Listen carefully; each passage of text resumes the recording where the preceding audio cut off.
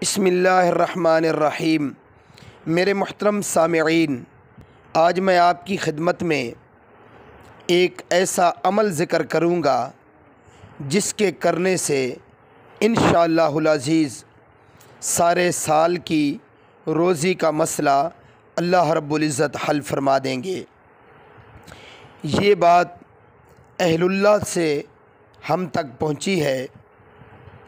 वो फरमाते हैं कि जो बंदा रमज़ानुल मुबारक का चाँद देखने के बाद से लेकर इशा के दरमियान तक सूरतुल फ़तह पढ़ लेगा।